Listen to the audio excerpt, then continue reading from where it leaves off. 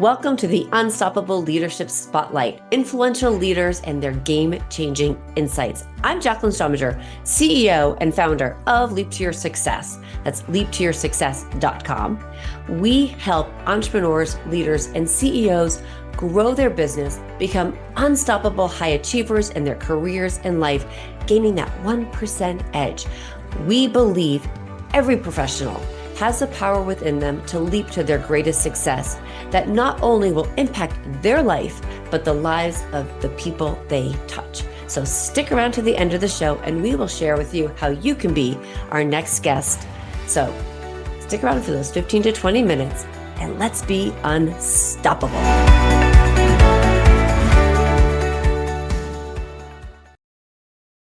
Hi, everybody, and welcome to the Unstoppable Leadership Spotlight podcast, where we hear from influential leaders and their game-changing insights. I'm Jaclyn Strominger, your host, and today I want to welcome our amazing guest, Richard Blank. Holy guys, you are going to just be amazed with his experience, what he's done. So just to give you a little background on Richard, first of all, he truly believes in leadership, a strong corporate culture, and creating success within a team.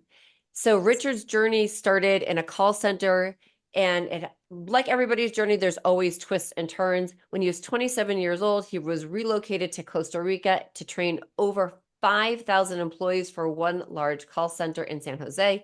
With a mix of motivational public speaking style backed by tactful and appropriate rhetoric, Richard shares his knowledge, and he's trained over 10,000 bilingual telemarketers. He is a great leader because he also brings in fun. He has the largest collection of restored American pinball machines and antique rocola. Am I saying that right? Jukeboxes? Of course you are, rocola. Yeah. Yes. In Central America, making gamification a strong part of the call center's culture, which is really important. So Richard is the Chief Executive Officer for Costa Rica's call center since 2008. Richard, I am so excited to have you as a guest on this show and to share insights. And I want to start off with you've got lots of years, although you don't look like you still look like you're 27. What was a defining moment in your leadership journey that has really transformed how you lead? Well, first, I can't thank you, Jaclyn, for being a guest. I'm so happy to be here and I love your show. Thank So it's you. amazing I'm here to share some tales and tips and tricks.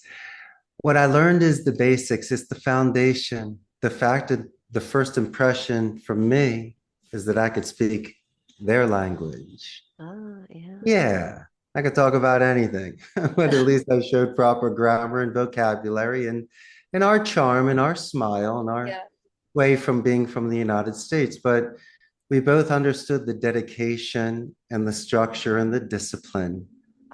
Yeah. So once we could exchange that in two languages, there is that bond. And so unlike being some other people that come here and run companies and try to get people to speak for them, we call them porte-voix. I'm the boss. I'm making sure that I can relate to them during good and bad times, just to make sure that I can reduce any sort of attrition and just really choose in a selective way the right people that would be here long term. So with what you just said, something that comes to my brain is that you went there when you were 27. Did you speak the language already? I did. Okay. So that's really important. And that's respect. It wasn't overnight. I wasn't an honors student and I didn't go Ivy League. This is what happened. In high school, you have to make a decision. Right. And a lot of my friends were going into law and medicine, family, business, real estate, you name it. They had a plan. Yeah. I didn't have a plan. Two things. A, I wanted better weather than Northeast Philly. Okay. And secondly, my favorite class was Spanish. And I had this insight where if at least I was bilingual, it might open doors. I could put it on a business card and we could see where it goes. But I tell you what, my friend, when I was doing the above and beyond school, watching the movies, reading the books, finding people to talk over coffee, that's a little bit different than studying physics. You Right. could really, you love it. And so my argument to my parents was two things. I was going to be financially responsible. In-state tuition at Arizona was great. So I was going to be a Spanish major. And secondly, great grandpa did it. He came from Eastern Europe to New York and learned English at the turn of the 20th. Come on, give him a break. It's in Right. our blood. Let me do it. Come on for grandpa. Right. So, But that's so important, that's Richard. my argument. No, but that's, so I don't know. There's a good book and I've shared it recently. It's Jack Finney wrote it. It's called Time and Again. And they talk about, he goes back in time. And one of the times he goes back into is, I want to say 20s and 30s, maybe. I don't know. I can't really remember that part. But what I do remember about the thing that stuck to me and about leadership and about was that when people came over then, so like your grandfather, he came over, he learned English. That's right. He learned the language because he wanted to be part of the culture and be part of the community here because that's what we spoke. And there's a sense of pride when you learn the language and you become part of the community. And you did that going to Costa Rica. That is right. And so what that also shows the people that you're the community that you're becoming part of, it shows them that you respect them, and that helps elevate you. It does something. It's like, you know, it says, "Oh, he's not just here to have," as you I know there was a beautiful word that you use, the translator in between. You wanted to be able to speak to people the way that they're spoken to in their Yes. native time. And that's a huge part of leadership. And that's a huge, again, I keep going back to respect because you're respecting the culture of where you are. And then taking it to the second level of not just administering a call center, but through my classes, observations, and coaching, they do understand. I'm the Mr. Miyagi here. They're all Daniel-sons. Come on, I can chop bottlenecks. Right, My right. point being is, I'm not doing it for my own ego. I'm letting them know you're in a beautiful environment where I'm going to pay it forward. I'm going to balance your bike. I'm going to increase your vocabulary and your balance on the phone. So you have these amazing soft skills that you can use outside of the office to make a happy life because you'll be an advanced communicator. And advanced skills, happy life, and it does go outside. What do you think it does, you know, to help resonate not just inside, but when you say going outside, what do you think it does for those people when they go home or when they interact with other people? Without prying, I've heard stories from people when I've seen them on an off day or out of character. Some will disclose, some have even cried, like men Oh. twice my size. They have responsibilities. They care of parents or grandparents or children, or times are tight. And so, without asking or for them giving, sometimes I do give things into consideration if somebody is offbeat that day. And so I'm hoping that while they're with me, that they recharged batteries, let off steam. Their buddy sitting next to them was able to give them a thumbs up for another day.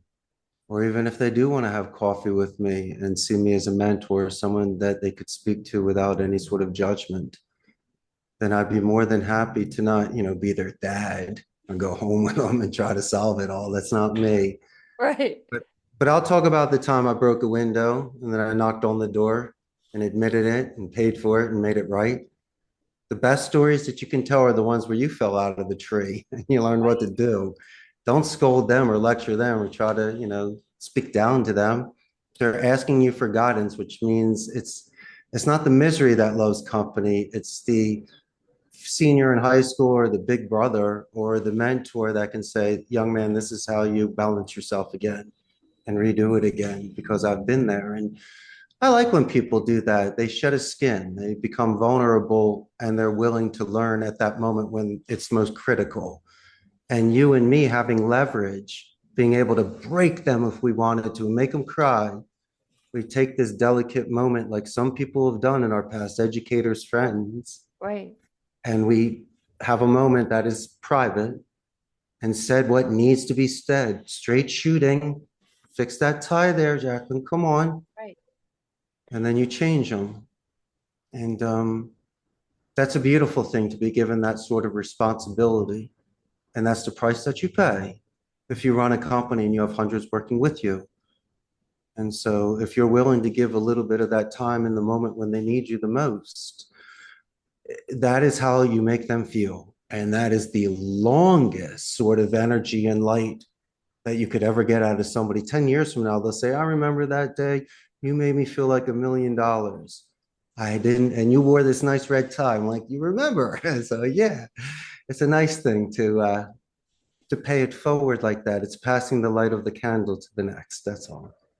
And first of all, that's just beautiful because I think that's like to me, listeners, and when you're listening to this, I think that is one of the most important things that we can do, which is have that emotional intelligence and have empathy for the people that are in our charge, our team members. I think of every employer employee relationship as it's a big team that's playing together. And you need to be able to, it's giving that person that and that power of knowing that they can communicate with you, they can go to you, and you're not going to scold them like a dad, but you're Yeah. going to help them find their path and lift them up. You want to hear something cool?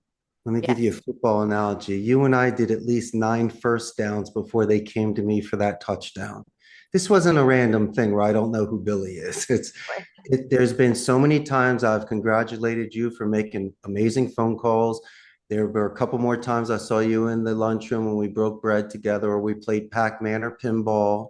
And the first day you were here, I introduced myself and said you were cool. We did the training together and you were great on the phone. And so I'm not a Johnny come lately, and I'm not a flowers guy after you got in trouble. No way. That knock on the door for good or bad is because we are set and we're like that, and you're not afraid of me. We respect one another. Yeah. And so you're coming to me and I see you, and I will literally stop a meeting and make sure, listen, Jaclyn's at the door, guys, give me 5 minutes. Come on in. I mean, you're VIP. First time at the door. This is amazing. And so I'd be extremely excited to see what you have to say, because you're one of my top agents on the phone and everyone loves you. So I'd love to know what you have to say. It's like a prince of a castle, Right. coming with really good news. Right. And that's and that really just shows amazing respect and putting the people first. And they're your team members. They're the people they may be doing the work, but they also help elevate the whole company. So I have a so speaking on this, because it's really about culture. So how if you can give one tip on creating and cultivating great culture, what would it be? I have to think of the core. Okay. So it's got to be the trunk of the tree, not the branches or the roots. It's got to be individual. So for me, it's really not being hard on myself. That's the deepest, that's the worst. You can ruin it in regards to health and focus and timing and everything. And so if you, regardless of the outcome, do certain things with the best intentions and the best plan, okay, it's a perfect play. Sometimes things happen Right. and you can do preventative measures the most that you can. But if you literally did everything, then you should live with yourself on that. Some of the people all of us admire in any sort of vertical, some of the greatest parts of their bio is when you hear when they get knocked down. What did Billy do? How did he get back? Right. And you want to hear about the strong comeback. and Right. when they rise like a phoenix. And you always mention in regards to the guests that you have, it's not just the good times, it's also the knockdowns, but it's the middle when we're training for the match again. And it comes in all shapes and sizes, just not for the bells and the whistles and the lights and the moment. And when you look back at it, it is you being consistent, but not just work, because that could be too much like chocolate at Halloween. Uh, Right. You need outside interest. And thankfully for me, I love working out. I love washing my convertible. I play a lot of pinball. My wife and I do some traveling. So I have a very nice balance, because if you just do the wheel, that thing's going to lose its sharpening as well. You need to desensitize and decompress Right. and laugh at yourself from time to time Yeah. and call that client and say, hey, listen, Jaclyn, I'm sorry for yelling. I was just all excited. you know, But I was yeah. interrupting too much. I was excited. And those are nice resets again that you can do if you treasure a relationship. And leadership is being mature and having impulse control. And just the little things, the little garnishes to make it really nice and shown such effort that's put into it instead of just something that's printed out and thrown out. And I like paintings and I like home cooked meals and podcasts of spending time together. It's so much nicer. The energy transfer is incredible. And the Right. more that we text and we chat and we email, this is what's going to be seen as a luxury. And Uh, I yes. just find it to be very nice these days. Yes, communication is it's so important. And the face to whether I mean face to face on Zoom or face to face in person, you know, putting these down and actually, you know, hearing from you about creating that culture of positivity in a company, about creating that balance and helping your team members, the people that are working with you understand that. To me, that is it's so important. And I'm sure you could share, how important do you think creating that positive culture is to performance in the organization? No offense, but I can't stand negative Nancy's and Debbie Downers No offense taken. You and I are on the same page with that, right? or the cancer. Ah, Someone that makes funny faces and gives you the stink eye. You're like, what? right, Seriously? right. All I said was Buenos Dias. You can say Buenos Dias back a million. Now, come on. So, Right. don't be so bitter. Um, but what are you going to do? It's the sort of thing where, as I mentioned before, is it just a one and a done, or is it someone that got through the cracks and actually got into the company? I need people that it's very interesting, because here at a call center, you'll have superstars like the big guys at the gym, and those that work out next to them, work in with them, or even ask questions. They might figure out routines to get bigger, stronger. And I never had a problem walking up to somebody and asking how to do triceps or dips or certain exercises better. And we will sit them next to them for natural shadowing. They're sitting next to someone for 8 hours a day. They're going to hear this guy making the calls. They have to feed off of that energy, and imitation is flattery. Next Right. thing you know, we rotate out of those, and those person goes there. And it's very interesting how these plants grow and with whom they feel most comfortable. Because the Right. shy ones might not want to be with the loud ones. He's too much of a greaser. Right. They want more of a preppy kid. So throw them over in with this guy. Right. It's kind of like high school, which which day were they going to feel most comfortable with? The goth kids Right. with all the tattoos and stuff. Yeah, stick them with the goth kids. And but they're beautiful speakers. And anyone that's bilingual bears the mark of higher education. And if they have a slight accent, which I do when I speak Spanish, it's almost like Ricardo Montalban on Fantasy Island speaking English. It's super smooth. You Right. get a double take, you're like, my man, it sounds good. Right. And so I admire what they do, and they know it too. And so by giving them this positive reinforcement when it's necessary, it's the perfect way when you have your sheep and your little sheep, dog. I can do some wiggles. There's some twists and turns and zigs and zags, but we're still going back to the barn. But don't be so rigid on people and still be part of the people. And don't feel that you're better than anybody, because I tell you what, the moment that no one comes back, you don't have a company anymore. And so the market speaks. And the fact that these individuals do come back day after day and year after year, between me and you and your audience, what do you say to someone who's been with you 15 years? Thank you. Do you thank them enough with that sort of time? It's past the point, kind of like in Star Trek when everyone's like friends and no one's really in charge anymore. It's like me. I've been with this guy for so long, dude. You know you're in charge of the server room. It says, what do I salute you? I mean, come on. It's it gets past weird. It gets comfortable where nicknames are given and winks are done, and you break bread over the years, and it's just you feel exceptionally fortunate to have found the right people.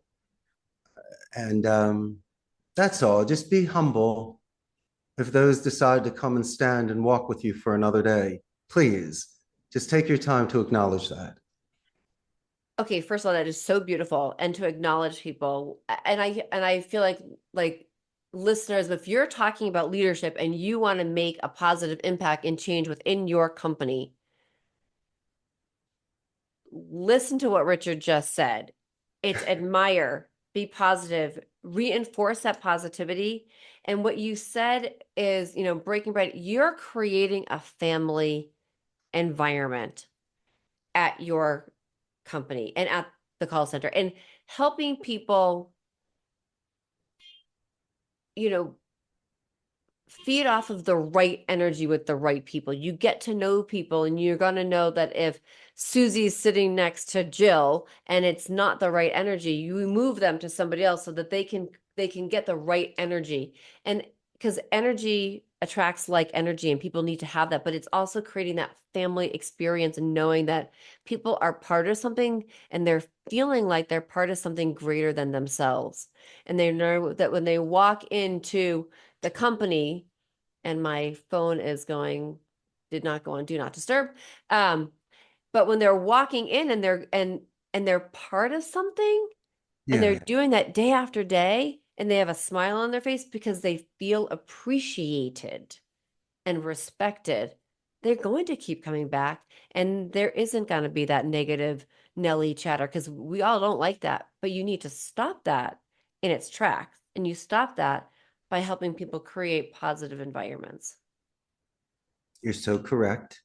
And And it's, and I would bet that the people that are in your call centers and as a leader, that is it's a great thing to have as a, in a leader and as a leader. So I'm curious, did somebody teach that to you, or did you read it in a book, or how did you get to this, to have this knowledge? Because not everybody does. Like you would think that we would, but I nobody guess does. when you're younger, in regards to popularity or the way that people see you, forget growing up insecurities of youth. The question is, were you invited to parties? Did people say hello to you? Were you invited to play sports or games? Mhm. Did people call you back? Did parents say nice things about you? So the fact that I might have been cute, or I had some sort of, memorized two or three one-liners that maybe my dad or mom taught me, where the parents would think I was interesting. Like I'd say something great after dinner, yum, yum, rub my tummy or something, who knows? But just being silly enough, but clever enough for them to remember me and say, hey, if you had to choose your friends, hey, what about that Richard boy? I remember he was not shy. He was neat. And I like kids that are interesting for you. Right, So maybe I was invited to more things than other kids potentially, or people networked me through connections because of who I knew. right. And that was very nice for me. It was a great reinforcement. And I guess my network was my net worth back in the day. And so um, I realized that instead of trying to be cool on the spot or put somebody down or be part of the general joke, it wasn't right. You were better off being friends with one person at a time than trying to win the whole crowd in one time. And a lot of the times I would choose the outlayers, not the head guy, because they're already busy. So I'd Mm. rather choose the four other guys that are chilling over here or the girls hanging out over there just to introduce myself. Because why? I might be able to talk for a minute. And so get a chance to introduce myself. Next thing you know, I got the VIP backdoor line to meet the other people, and everyone's meeting everybody. And so Mm. that's all. I always like B-sides. B-sides were fun for me because some of them are still hits. Right. And I never like waiting in long lines. I always like to see if you knew the right guy or someone knew somebody. Right. And it was always a game for me as well. But it needed to be authentic in regards to giving compliments. And secondly, the more that you remember about somebody, it's nice. And it's just not the one thing that when you did ABC this one day, if you happen to were invited to their home one time, or you were in a certain place and they had mentioned, hey, I love the color blue. you Right. know, when somebody does remember small details about you, if they mention pinball machines to me, Philadelphia, I drive a cool convertible, I'd be like, my man, you remember these things. And it separates you from everybody else that's just doing small talk or barely acknowledging or just, I don't even know why you're even talking to me, I guess to pass the time. But it's interesting the layers and levels that you get with people. But then again, it's work on our end, young lady. Right. You and I need to do a sort of good memory or tell a good story or at least cut the fat and let you lead. And then maybe we finish. So at least we both get half the pie. And so that's important for me too, because time is tight. Right. It's like the scent of the woman. Al Pacino dancing with this woman. It's 5 minutes of the most beautiful dance. Listen, they didn't get married. Right. Nothing happened. But don't tell me that they didn't remember that 5 minute moment for the rest of their lives. Right. And so if you have a chance to meet somebody for a minute, 5 minutes, or whatever, it should be beautiful. Even if it's not a dance, you should have proper introductions. There should be a solid center and a beautiful conclusion. It should be tied up in a bow. If it's a one-time thing, then so be it. But it was beautiful and you did it. And that's the way I need these people to jump clouds and have romantic deaths on the phone and to try to see things of the old world of when people barely got to meet anybody from another village. And when you got to meet someone, it was so exciting. It's Right. like being on a deserted island. I'm waving at any ship. So make friends out there. And that's just, I guess, the way I see life. And that sort of passion in front of my crew is good enough and unorthodox enough and a little bit zany enough for them to say, hey, I kind of like this. It's like Animal House, but the kid can actually get on podcasts and make phone calls. Right. So yeah, I'll definitely work at this center. Why Right. not? Why don't we add a little special sauce to making these phone calls in a game room Willy Wonka environment? Let's do it a little bit differently than all the people that are sterile and boring and think they're cooler than everybody. You know that. We Right. got the game. That's the way I thought about it. But you've treated it and created such an amazing environment for people to grow and create the understanding that you get to know people. And that's so important. What you just said about network to net worth. I mean, I talk about that all the time where, I always say that I am a absolute billionaire because I love the people in my network because I can help them grow and I can connect people together, which helps me feel good when I make those connections because it's like that priceless MasterCard moment when you get to when you put two people together and you're like, oh, and it's not for any, monetary reason. It's just for the pleasure of making the connection because it fills Yes. your cup. And that's your net worth. That's like I always feel like I'm like a billionaire. I love making those connections with people and getting to know people and asking questions. And but it's a key thing that we shared before. These have to go away because you don't learn that in texting. I'm not going to learn about that you love the color blue or that I might not know about your convertible or that you're from Philly through texting, but we are going to know by we having a conversation. And we're going to know by asking questions and learning about each other. And it is, it's making sure, and what you said, that if it's 5 minutes that you have with somebody, can we make sure that those 5 minutes lift somebody up and make them feel better That's than right. than they did when they first met you? The first, that first minute when they leave you, do they 5 minutes later, we hope that we've raised their energy and they're feeling a little bit better, maybe walking and feeling a little bit prouder and taller. And it's a great thing to be able to do that with people in your company so that they feel that way, because it's then they're gonna love going to work. I hope so. Yeah. Well, I would think that you're doing such a great job at it right now with what you're doing, is growing and having over 10,000 people. That's huge. Trained over, yes. But if they can learn a couple more vocabulary words a day, and the fact that they are bilingual, they are studying rhetoric, that definitely helps. Yeah, that's sort of reinforcement. But no, I totally hear you, and I agree with you as well in regards to this leadership and stuff. But yeah, it's if you can give yourself a luxury trade, which I did, and I'm not afraid of AI. I accept it.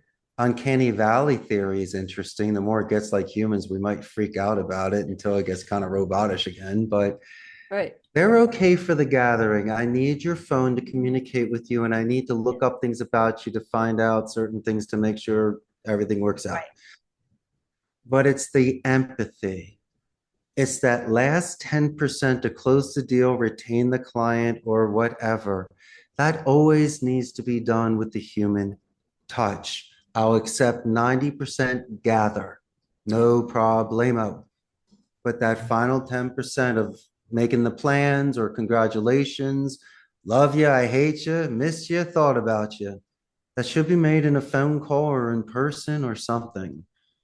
And I think that's a beautiful thing. That needs to still be done. You can't, please do not do that as an artificial light.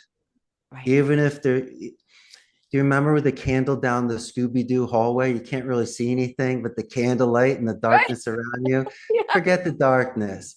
Don't ever, ever, ever put out not just that light that gives you sight, but glows. You need to still glow. Mm. And it needs to be done naturally. And so if it needs to, has to be done slowly, then fine. So you don't bump into things.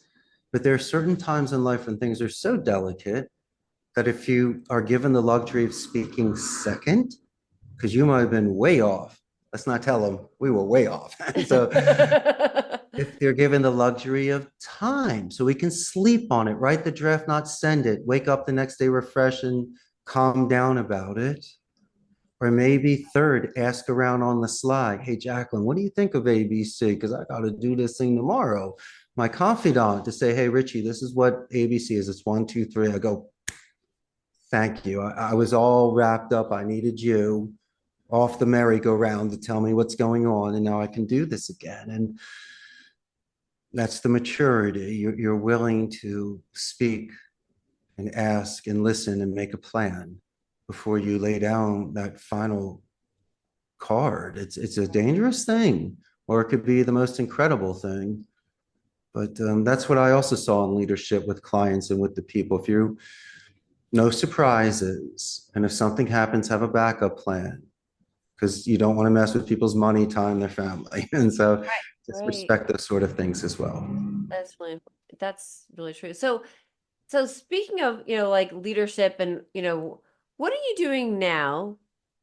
Um, like what's an area of growth for you right now in leadership? Trying to adjust to this work from home virtual environment. It was a love hate. When COVID hit, I stayed in business by sending everybody home. But what happened was we lost the synergy of this environment that I was mentioning. I'm almost mentioning the glory days. Most of my agents are working virtual. Why? That's what the marketplace is. And so what happens? They save time and money, the relaxation of home. They lose the internet redundancy, backup electricity, immediate IT support. So there is fluctuation. Forgetting all of those weird things I just talked about. If you and I are hanging out together, making phone calls, high fiving, so proud of you because you ripped that deal. Right. That's the greatest thing you could ever get. I loved seeing that and walking the roads and then the game room packed, people falling in love by the Pac-Man machine. And it was cool. I love my environment. And so that's one of the challenges I have to do is to keep that sort of feeling. So I guess the best thing I can do is still be attentive to their calls and give them excellent coaching and maybe ask some questions about them. What's a benefit? You get to see what's behind people. Like I like your little moon and I see a bird. You got some other things going on. I like your backdrop. And like me with the jukebox and the candy machine, Right. you might learn a little bit about somebody when you speak with them. Right. So that helped, but it changed. It's not like the old days. Where's the drive-in theater? I used to love those. They don't even really exist anymore. Neither do these arcades, and that's why I bought a lot of pinball machines of people that went out of business. Right. So I bought them for pennies of the dollar, cleaned out everything, and got them working again. But that was a nice gift. That was a very enticing bell and whistle. So when people walked through my game room, they saw fighting machines, but they saw a lot of old pinball and retro machines and an air hockey table. And so they said to themselves, prior to accepting this job, they go, this environment looks like it's fun. And the boss must treat us well. A lot of them go, how much does it cost? $5. No, I'm only kidding. Go on, you're not paying. What, bring your own beer? Come on, you don't do that either. Come on, it's a party. And so, no, it's on We supply me. the quarters. Yeah, seriously. And so they look at me funny. I go, that's just the beginning. If you think that's great, imagine when you're here. Right. And you and I always thought about the best teacher, best coach, best boss, best work environment we could ever dream of. And if you're ever given that leverage, you got to make it fun, but you still need to be responsible. But I always believe that there's a certain way to readjust balance that Mhm. 10% demon in your head. I can put it somewhere else and figure out a way to preserve the happy. So Right. you don't ice a kicker in between calls or in between rest and lunch periods. And you did mention right bus, right seat. There's so many amazing people here that Right. really have a perfect fit with others. And so you always look for that. That's really nice. And the idea of it's challenging, the challenge to create that camaraderie when people are working at home versus in an environment together. It's very different. It creates challenges. So how are you challenging yourself then, if anything, to grow in that area? Like, so what are you doing to help that piece of the puzzle, which is adjusting to that home, work from home? I need to keep them focused because when they're not making phone calls, there might be a chance they're not speaking English in between calls with their family. While if they're at the call center, it's nonstop English all day. So they might be losing 20%, 30% of that sort of stimulation. Um, Not all day, every day, but I mean, during working hours, you need to be loose, right. loosey goosey, right? So I'm just thinking of the things that I have noticed. Mm. The last thing I'm going to do is tell you what your office environment looks like if it looks cluttered. But I do recommend certain things in regards to lighting if they're capable, because that bad lighting will kill you. Mhm. I recommend lava lamps. Why? Because I'm from the 80s. Everyone should have a lava lamp. Of course. So yeah, get a lava lamp. Why? So in between calls, you're chilling a little bit. Okay. Mhm. And then if they want to, and we're able to do this in between calls, some people like to read things or do things for their mind. It's terrible to watch YouTube. You don't do things like that. You need to either read in English, so you're speaking in English, or do something like a crossword puzzle or Sudoku or something. Right. So I make certain recommendations because if you're going to put in the time, I might pay you to do graduate level university advanced English, not like reading Shakespeare. No, the stuff I learned in college. I will give you specific rhetoric, rebuttals, vocabulary, grammar for you to use in a fun way. And I'll give you Wikipedia pages that you should look at and look up certain words. Why? So yeah, I can get you some sort of, like, in a sense, 6, 9, 12 units of advanced speech. So when you're speaking on the phone, it is beautiful half moons and warm butter slices. Right. Yeah. And where people have their balance and they love saying the name Jaclyn and saying things like that and just prolonging beautiful phone calls. Right. So they feel fulfilled at the end. And you want to know the secret of all secrets of leadership? It's a positive escalation. When somebody has assisted me prior to a transfer, I'll let Judy know how amazing she was. I'll do it verbally to you when I speak with you. When I send you a follow-up email with the meeting minutes and stuff, I will definitely mention her. And so when I call your company back and it's Unstoppable Leadership Spotlight, how are you today? Judy's going to go, is this Richard Blank? I go, of course it is. She goes, Jaclyn told me you said the greatest things about me to her. I've been here for 5 years and no one's ever said that. And I go, that's a shame. Right. She said you did in writing too. Of course I did. She forwarded me the email. I Right. know you did. Am I buttering the muffin? Come on. Of course, you need to butter the muffin, but there's nothing wrong with telling someone no that she's doing a wonderful day. And I did it prior to even introducing myself to you when I got her past the pitch and I got transferred to you. What a nice way to reduce defense. Give me the reduction into my offense. Right. You start off, instead of saying, is this a sales call? Or how'd you get my name, to saying, who's this Mr. Sunshine who's complimenting my assistant? Right. It's That's a beautiful way to start. that is okay. So listeners, as you're listening, Richard is absolutely amazing. And everything he is saying is so phenomenal because your leadership style is so phenomenal. And if we could wrap it all up and bottle it and replicate it, it would be great. Or if I always say if I could, one of the biggest things for me about doing this is like I feel like if I could wave my magic wand and take all these great leaderships and leaders and sprinkle them all over and all the information all over the world, how amazing the world would be. Because we're going to have all these awesome leaders, and then we're going to have all these amazing, happy team members that work with us who are then going to go out into the world.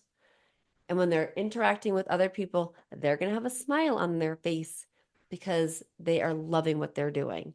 And they're surrounded by good people which you are doing so well, which is leaning into people and empowering them by helping them with their knowledge and believing in them to be a better person of themselves. And that is so important, that belief. So I've so enjoyed, I could talk to you forever, but I've got 2 questions that I want to ask. Yeah, Nothing to do really necessarily with leadership, but I'm really curious. sure. How did you get involved? How did you fall in love with the pinball machine?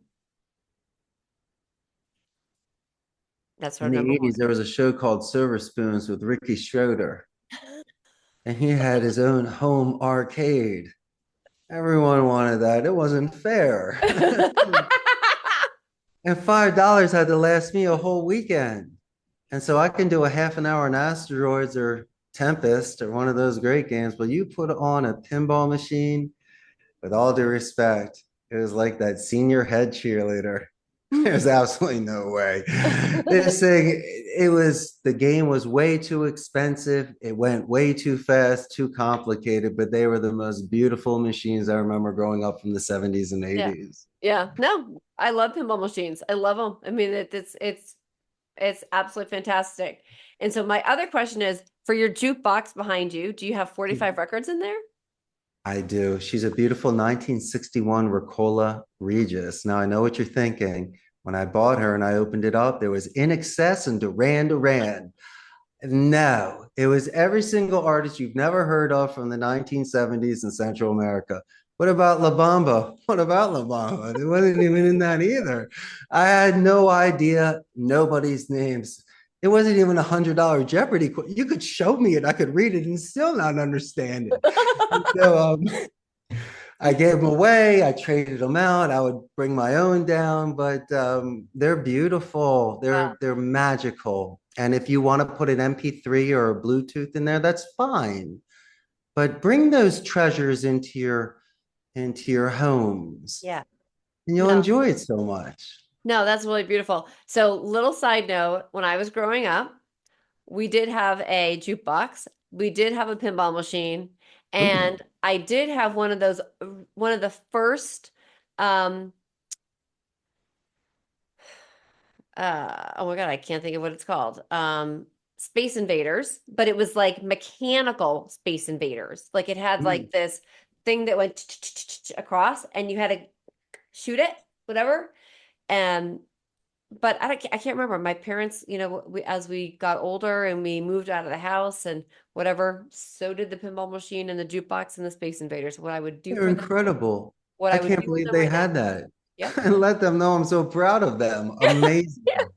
So I had that grow up and I loved pinball. I loved it. And I was really upset when I would go to like an arcade and I'm like, you mean I just can't keep hitting that red button to start a new game? I have to keep I got putting to my ask you a question.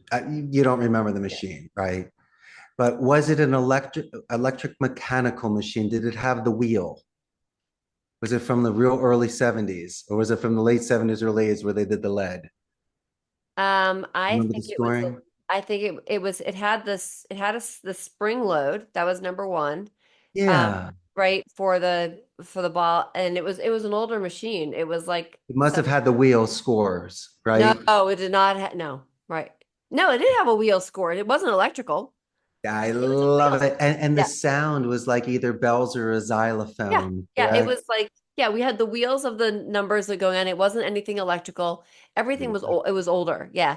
And the jukebox I loved because I could like play the songs. It was, I don't know. God only knows whatever my parents ever did with them. But yeah. So anyway, so we have that. So Richard, tell us where can people find all of your greatness and connect with you? Well, they should buy a ticket and fly down to Costa Rica and come meet me and come Oh, hang that would out. be great. I need to actually get back down to Costa Rica. I'll share it not on this podcast, but I could share a Or story with another podcast.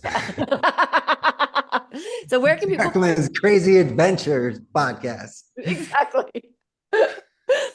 adventures, leadership adventures outside of the United States? Yeah, leading 24/7. You need a timeout like Superman. Right. You have to relax. But no, you could shoot me an email at CEO Costa Rica's callcenter.com. I can't thank you enough. I had the best time today. You know, you do a great podcast and bring the Thank you. best out of your guests. Thank you. I really, really appreciate it. So everybody listen and continue listening to Unstoppable Leadership Podcast. And please, please, please check out and connect with Richard.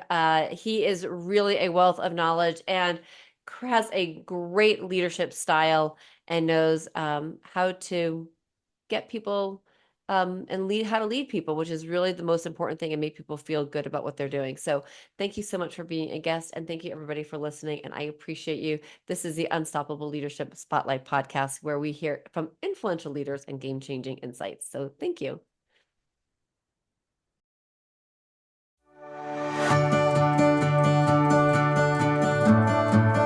I'm Jaclyn Strominger, and I want to thank you so much for listening to the Unstoppable Leadership Spotlight, Influential Leaders and Their Game-Changing Insights podcast. If you are a successful CEO, entrepreneur, or leader in your industry, and you have insights you would like to share, we want you to be a guest on this program. So please visit go.leaptoyoursuccess.com/podcast. And if you have gotten something out of this interview and you'd like to share the episode on social media, just go ahead and take a screenshot with your phone and text it to a friend or post it on socials. If you know somebody who would be a great guest, please tag them on social media and let them know about the show and include the hashtag Unstoppable Leadership Spotlight. I love seeing your posts and your guest suggestions. So we regularly are putting out new episodes and content. So please make sure you don't miss any episodes and go ahead and hit subscribe. Your thumbs up, ratings, and reviews go a long way to help promote the show, and they mean so much to me and my team. You want to know more about the podcast or about Leap to Your Success, just go to the website leaptoyoursuccess.com or follow me, Jaclyn Strominger, on LinkedIn, Facebook, and Instagram. Just plug in my name, Jaclyn, that's Jaclyn Strominger, Strominger, and follow me on all the socials. So thank you so much for listening. And remember, be unstoppable.